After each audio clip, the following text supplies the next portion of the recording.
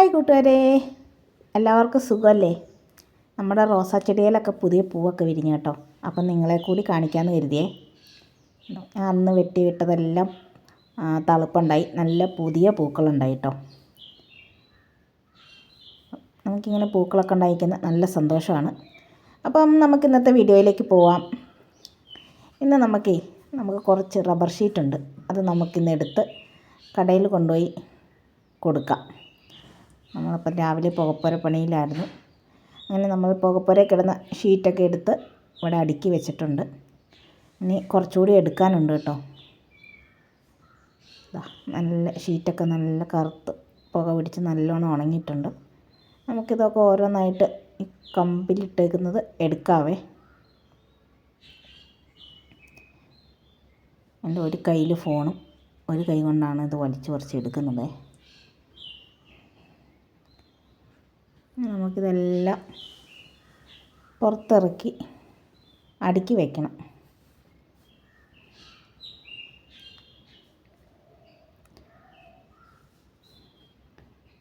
നമ്മൾ കൊച്ചു ചെറുപ്പകാലത്ത് എഴുന്നേറ്റ് പോയി കഷ്ടപ്പെടുന്നതിൻ്റെ ഫലമാണ്.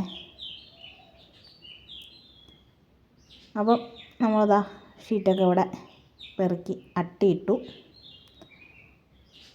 ഷീറ്റുണ്ട് കേട്ടോ. ഇത്രയാണ് നമുക്കിന്ന് പുകഞ്ഞ് കിട്ടിയേക്കുന്നത്. നമുക്കിത് ഇവിടെ ഇപ്പുറത്തോട്ട് മാറ്റി അട്ടിയിട്ട് വെച്ചിട്ടുണ്ട് കേട്ടോ.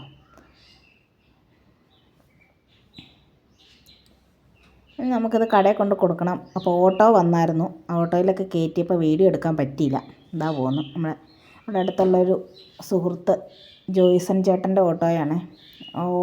ഫ്രണ്ടിൽ പോകുന്ന ഓട്ടോയിൽ നമ്മുടെ ഷീറ്റ് കയറ്റി നമ്മൾ കടയിലേക്ക് പോവുകയാണ് കേട്ടോ. അപ്പം ഷീറ്റ് കയറ്റാൻ നേരത്ത് വീഡിയോ ഒന്നും എടുക്കാൻ പറ്റിയില്ല.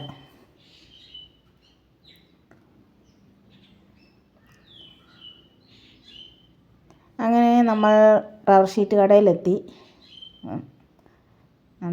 അവിടെ നിന്ന് ചേട്ടന്മാരൊക്കെ നമ്മുടെ ഷീറ്റ് കടയിലേക്ക് പെറുക്കി വയ്ക്കാൻ സഹായിച്ചു കേട്ടോ. നമ്മുടെ ബില്ല് അവിടെ കടക്കാരൻ ചേട്ടൻ കണക്ക് കൂട്ടിക്കൊണ്ടിരിക്കുവാണ്. ഇന്നെന്തോ നല്ല തിരക്കാണ് കേട്ടോ കടയിൽ. ഇന്ന് കടയിൽ ലോഡുള്ള ദിവസമാണെന്ന് തോന്നുന്നു, അതുകൊണ്ട് നല്ല തിരക്കാണ്. അതെ, ലോഡുള്ള ദിവസം. ലോഡ് കയറ്റാൻ ലോഡിങ്ങുകാരും വണ്ടിയും എത്തിയിട്ടുണ്ട്.